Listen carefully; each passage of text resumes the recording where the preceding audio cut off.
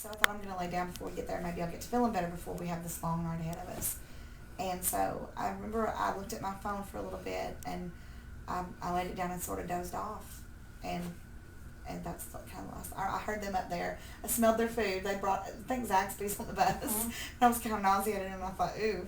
But that's kind of the last I remember before it actually happened. I just dozed off. So at the moment of impact, what was the scene inside the bus?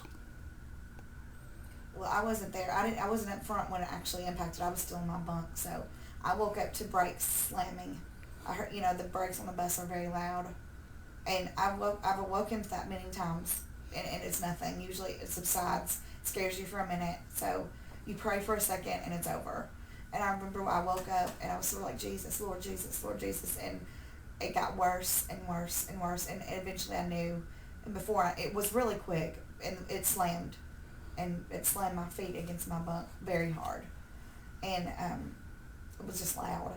And the next thing I heard was everybody up front just absolutely screaming, wailing. It was just a horrible sound, and I got up immediately and went up front. And what I saw was just the whole front of the bus, where the driver is. There was no roof. Everything was torn apart. There was glass everywhere. Everybody was everywhere. There was blood everywhere. Mike was kind of stuck in between where the buddy seat is and that stereo would be the front TV, and anybody that has a bus, they know kind of where I'm talking about. And he looked absolutely, he didn't look like he was going to make it. He was covered in blood, and his head was down. I was trying to find my girls. Couldn't find them all at first. So I immediately asked Terah to help me find the girls, and she did. And we got them all located, and she took them in the hallway and got them away from their daddy because he looked really, really bad. And we established, I think, that Caitlin needed attention really bad. And that's really all I remember, was just thinking, we have to get the girls away from this chaos, and we have to get Mike immediate and Caitlin immediate attention. I knew my back hurt, I knew my foot hurt, but I didn't think it was probably anything that, I figured my foot was broken or something, but it seemed like we got off that bus pretty quick. And Chris, our soundman, was I saw that he was staying with Mike. Caitlin was so bad too. She was bleeding so bad, and I remember realizing that Chris was going to take Mike under his wing and see to him, because honestly I couldn't do it all, and I wasn't able to even hardly stand up. My back was really hurting, and I wanted Caitlin to get, and then somebody helped me with Caitlin too, and by the time I remember everything, we got off the bus, we were all laying flat on the pavement. I remember that. And even though Mike he can't even remember it all. He was in that bad of condition, and I remember him laying there asking about the girls. He was asking people about the girls, and he doesn't even remember that, but he was. And Terah just sort of stepped in and helped me do what I couldn't do. She was my hands and my feet, and I couldn't do anything but lay there. Once I laid down, it was kind of over. I was stuck. So that's what I remember. Mike, what do you recall? As I said earlier, I just remember before the crash holding Caitlin, our little daughter, and the next thing I remember at all was just laying out on a stretcher, and I could hear the helicopter and paramedics and stuff around me, and they were, giving off all these blood pressures and everything, and I heard a 80/40 blood pressure, and I think they were talking about me, and I thought to myself, that ain't good, and I just remember that's the first thing I remember is the helicopters, and then it did sound like chaos, and they put me in the helicopter, and man, it was just and then I knew I was leading everybody. I didn't know, they were getting me out of there. I knew, so I was in my brain, I was going, where are the kids? Where's Kelly? How's everybody? And it was just, man, worst day of your life, be separated from the ones you love like that. Not know if he's gonna make it or what. I just, and to this day, I can't remember any of the crash, anything to do with it. And I think that's a God thing, because I think God knows if I remember it, I may never, want to get on the bus again. But He spared our lives. I can remember walking up there, and when I first saw everything, I remember my first thought, and Terah was just covered in blood. I don't even know whose blood it was at this point. It was probably Mike's or Caitlin's. And the look on Tara's face was just, she looked at me like, what are we going to do? And I remember my first thought was, this cannot be happening. This is not happening to us. And it's just like you woke up to your worst nightmare. But my initial thought was, how did this happen? You know, after all these years of traveling, you take it for granted the safety that's been, the hedge of safety that you've traveled with. And you just assume when you get on that bus that everything's going to go well.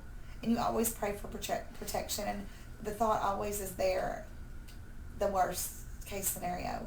But I guess I've just taken it for granted all these years. I feel more safe on a bus than I do anywhere because it's been my home for so long. So it was just so shocking. I just remember thinking this can't be happening at all. So. How many were life flighted? Just Mike or others? Caitlin was too. Okay. They put her in the ambulance with me at first, and her blood pressure dropped, and they had to remove her from the ambulance with me, and they said they're going to take her to the helicopter, and she still right now thinks that I went in that helicopter with her. They wouldn't let me go, but I guess where we were in the ambulance together, I was so scared for her to go by herself, but they said you can't convince her right now that I wasn't with her, so I think that's a God thing. She doesn't think she was ever alone, so.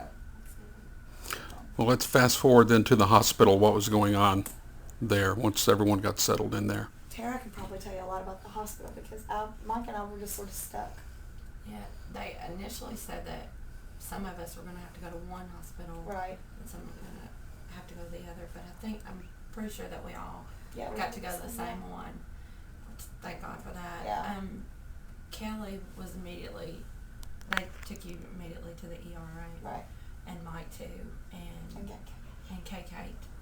And I was with Hope and Gracie at this time, and checking them out, making sure they were okay, getting x-rays and that kind of thing. And then a couple hours later, they took Kate in for surgery, so I got to be there with her. She's a great little girl. And That's hard to think too, because you're laying there in your own room, they're working on you, and they come and tell you your daughter's fixing to have plastic surgery. I mean, it's like that was it's horrible. And they told me Terah was with her, and Yeah. The only comfort for me was knowing that Terah was with her. I think you came in there to see me, and I just said, "Watch my babies." She promised me she would, and I heard she would leave them for a minute, even a split second, even for like 24 hours after that. She was right there with my girls, 2 days or 3 days after that actually, and that's the next best thing. They're with Terah almost as much as they're with me, so that was comfort for me. And Terah said that she came and told me after her surgery went well that every few minutes Caitlin would say, "Are you there, Terah?" Yeah. Terah was like, "I'm not going to leave you." So thank God that Terah was okay enough, well enough to do that, because had we all been so injured and no one been able to be with the girls, I can't imagine how horrible that would be. But Mike was in his own room, and they took me for x-rays and all that stuff, and it's all such a process. You really learn the process of all the. I've only been in the hospital to have children, and we've been very fortunate to be very healthy. So, but the doctor came and told me that he had a fractured skull up here and bleeding. So immediately I started bawling because I don't know very much about the medical world, but I knew enough to know that was very, very scary stuff.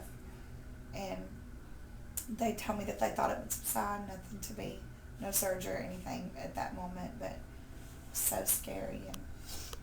And I was amazed at the people that just in the ER. What I remember of it, people coming in, preachers, and just praying people with flooding us in the area praying with us. And I remember, and I heard last night, this is kind of a funny thing, I don't know if I should tell her or not, but Tony Green had came to the emergency room, which I was kind of out of it. I don't remember who came, and they said there's a guy out there, and it said Tony Green. He's here. He's wanting to help help the family get hotel rooms, and it's got some money from the church to give to you all. And I'm like, is he a big guy?